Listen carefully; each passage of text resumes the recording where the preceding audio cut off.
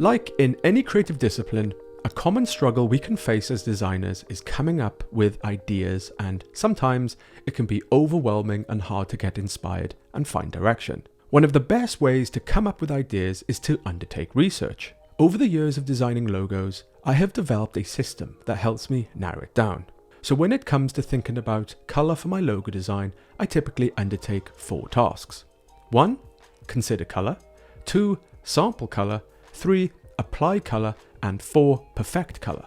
In the last video, we started thinking about color for our logo design, where I discussed task 1 and the things you can consider to give us some good idea to steer us into a good direction for our color choices. By working through our thought process, this can generate a more clear idea with a very specific set of criteria to base our color on.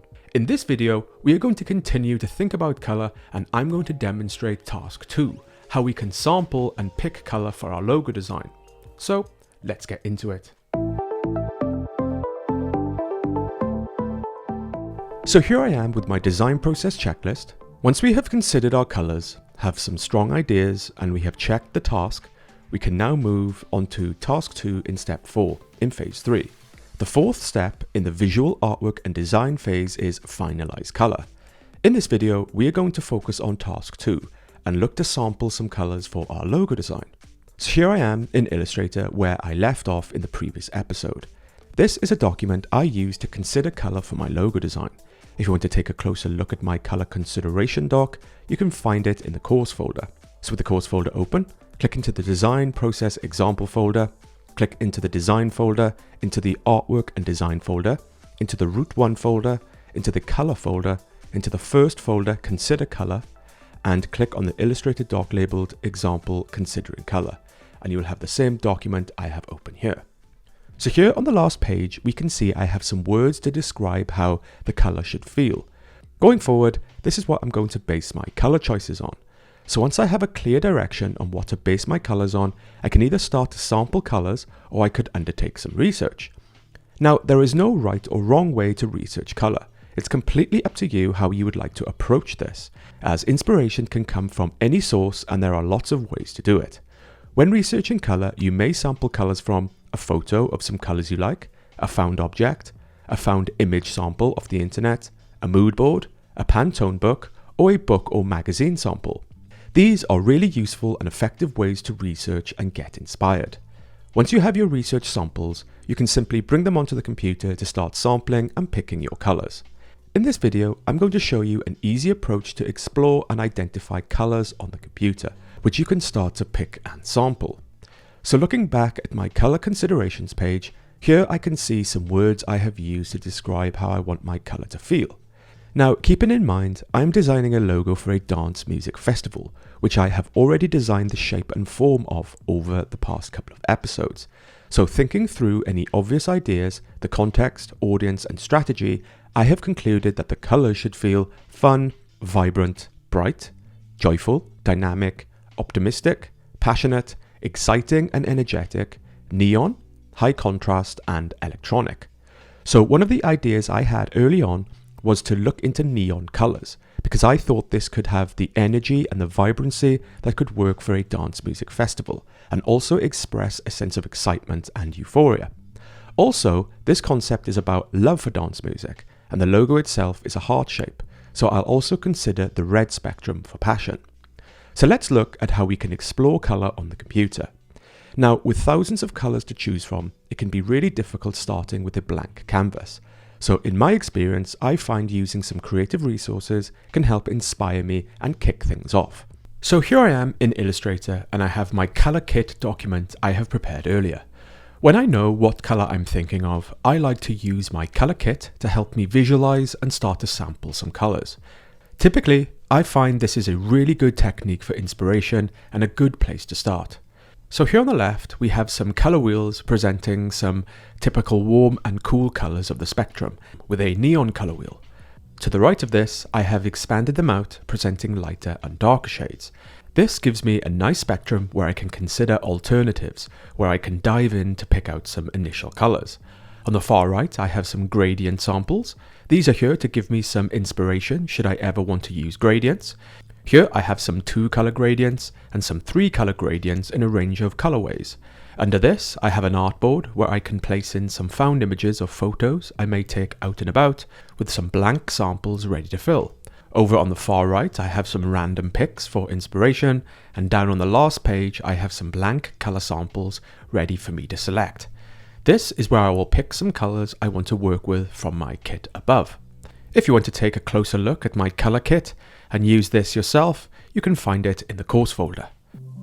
The course folder comes with my complete logo design solution I will be demonstrating on this course, including all my design example files and documents at each step to aid your learning experience.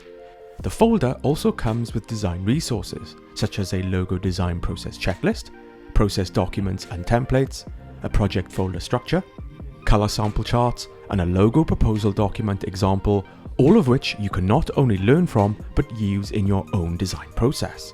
To get the full learning experience and use the resources to help develop your own logo project, I recommend you get the course folder. Download link with instructions is in the description. So with the course folder open, click into the resources folder, click into the creative tools folder, and in here you will see my color kit illustrated document. Click to open and you will have the same document I have open here. So here I'm going to work with my color kit, but like mentioned earlier, you may already have some found research. If you have any research, be sure to capture it and include it in your picking process. If we press Command-Shift-P on Mac or Control-Shift-P on Windows, we can place images into Illustrator. So I'll navigate to my project folder, into folder 1, Learn and Discover, into folder 7, Visual Research, into the Found Images folder, and this is where I save all my found visual research for my project. Into the color folder, I have 4 sample scans and photos I have taken previously. I'll select them and click Place, and I'll drop them down on the Found Images artboard here. Now, when images are in Illustrator, it's pretty easy to sample them. So on the right here, I have some blank samples, which I can fill with color samples from my images. So I'll click one of the samples and press I to activate the eyedropper tool, and now it's just a case of clicking into the picture to sample the colors. So on this occasion, I'm just going to sample a bunch of colors from these images. I'll pick out some red shades and some other shades. So now I'm going to start to pull out some color areas I'm interested in, and I'm going to start with the red spectrum. So I'll select my first samples and just grab a few colors from my kit using the eyedropper tool. And I'll keep selecting some colors from the red spectrum until I have a few like so. I'll take a few from my images and some from the samples above. Here I have a few colors from red through to magenta. These are warm, passionate colors, which could be used with the logo to represent passion and the love aspect. Now, as well as considering the red spectrum, which is the obvious choice for love and passion, I wanted to consider other neon colors. Now, conveniently, I already have some neon color samples in my chart. So here I'll pull out some vibrant colors for yellow, green, orange, and blue. So here are a bunch of colors I can work with. Now, once I have a bunch of samples in the ballpark, I then like to focus on them to refine them slightly. So I'll quickly make a new document, copy my colors and paste them into a new sheet, and pop them up in the corner. Now, in this instance, I want to look into the neon colors. So I'll select my colors and pop them in the middle. Now, if I had to make a neon set here, I'd probably pull this color out from the red shades to sit next to them. And if I arrange them from warm to cool colors, I have these examples here. So right now I have this magenta color and the orange. For me, these colors are quite similar. Now I need a red color at least for the passion element, but I don't need the orange. So I'll remove my orange for now and narrow the set down to these 4 colors. Now back on my list, one of the words I have was high contrast. So back to my sample doc, I can get a good idea how these colors may work on white, but how will they work on dark? And what color shade should I use? Neon colors like this are going to really pop on a dark background. So next I'll pull out some dark shades. So I'll jump back into my color chart doc, and down on my sample sheets, I'll look to get some dark shades. Here I'll pull in some classic black shades, but also I'll pull in some dark blue and purple shades. Dark blues and purples can be nice alternatives to black. So once I have a few, I'll copy and paste them into my test sheet. Next, I just want to get a better look at the dark colors. So I'll come over and make a new artboard, and I'll click and draw out a rectangle shape and copy and paste a sample next to it like so. Now I'll select my first box, I'll press I on the color picker and select my darkest black shade. Then I'll select my next box and select a lighter shade. So here I can see a much better comparison. So I'll select my two boxes and copy them down underneath. And this time I'll fill with two dark purple shades. Then I'll duplicate it down and fill in with my blue shades. And now I have 6 dark shades like so. Easy. So now I want to see how my neon colors look on top of these dark backgrounds. So I'll come up and duplicate the artwork with my dark shades on. Then I'll grab my color set and drop them on top of the first background. And then copy and paste them on top of each background. So now I have a nice variety I can observe. In this instance, I'll just rearrange my artboards into one. So looking at my options here, I can really start to get a feel of the dynamics of each sample. Now keeping in mind, I'm creating a logo for a dance music festival, and I want my colors to feel bright, exciting, and euphoric. In this instance, I'm liking how the neon colors are working on these dark backgrounds. They feel really vibrant and high contrast, which is what I want to go for. Now more specifically, I'm liking how these neon colors are working on the purple background. Here I think they feel a bit more vibrant, and this is because the purple is a warmer color than the black and the blue. So for my design in particular, I think this works well and is better suited. So right now I'm happy with the initial colors here. However, I'm not going to assume these are the perfect samples. Now it's important to keep in mind that color is a work in progress. We don't have to get this right straight off the bat. A lot of exploration, testing and trial will go into color picking and applying color. Color can change all the way up until the end, until you perfect it. So don't put a lot of pressure on yourself to get it right the first time. It's normally a process of elimination and fine-tuning. Now I may have a few colors I think are working here, but I'll still need to apply the colors to the logo. It's only when the colors are applied in context will I get a better idea and start to refine them more. So with my new color samples, I can now save this into my project folder. So I'll come up to File, Save As, and navigate to the project folder, into the design folder, into the artwork and design folder, into the root folder, into the color folder, and I'll save this into the sample color folder and click OK, and I'll have a copy of my colors.